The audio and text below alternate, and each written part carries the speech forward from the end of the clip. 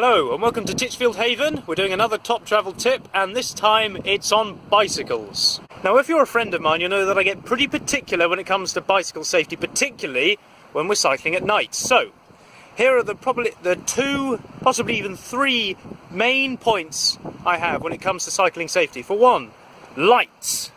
See, I've got a light on the front and on the back. Now these, as you can see, are steady beams. The reason they're steady is because, like cars have a steady beam. Their lights don't flicker or flash or change colour or whatever. And that's for a good reason. It's because if they did that, then they would startle or perhaps, well, they would surprise people. It would and ultimately it would distract them, leading to an accident. And just like with cars, your bicycle lights should be steady beams. They shouldn't flash. They ideally wouldn't change colour if they're these two. If you had, I don't know, like a one that goes through the spokes. If you wanted to have like a rainbow thing on there, I suppose that could flash. I mean, that's up to you. Not flash, change colour. There is a very big difference. Yes, so I see plenty of people going around with lights not even a quarter of the size of this. And it's almost like just a single LED, and all it does is flash either 10 times a second or every other second.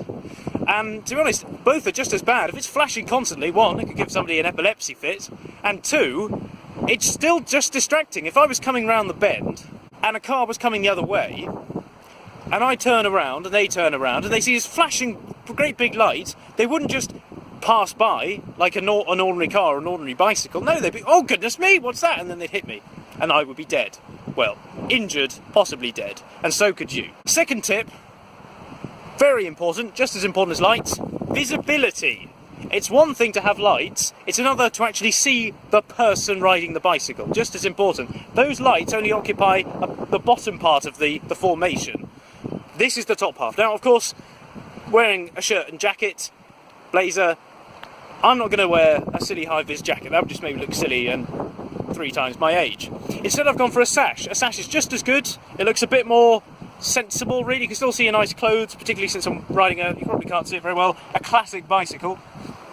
But if you were cycling at night just in your usual sort of sports gear, ordinary clothes, then a high-vis jacket, especially those sort of, you get ones that look, you know, standard colour like this, the sort of high-vis yellow, you can get orange, even pink, usually for women. It would be nice if men had that as well.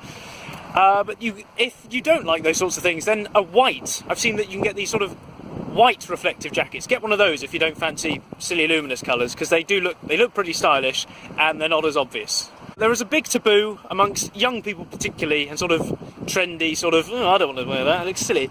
And I would admit there have been times when I've not worn visibility, or indeed gone off without my lights, although that's been in very extreme circumstances. The bottom line is, in a car, you've got this protective bubble around you. When you're on a bike, it's just you and that. You could be hit or whacked or showered upon and you wouldn't be protected. And finally, third and foremost, and I can't stress this enough, both in daytime and nighttime, put a helmet on. I don't want to see your brains scattered all over the road or all over the path because you weren't wearing a helmet.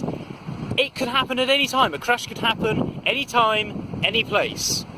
Even if it's just as simple as you stopping, losing your balance and hitting the road. You wouldn't be anywhere near as hurt if you were wearing one of these.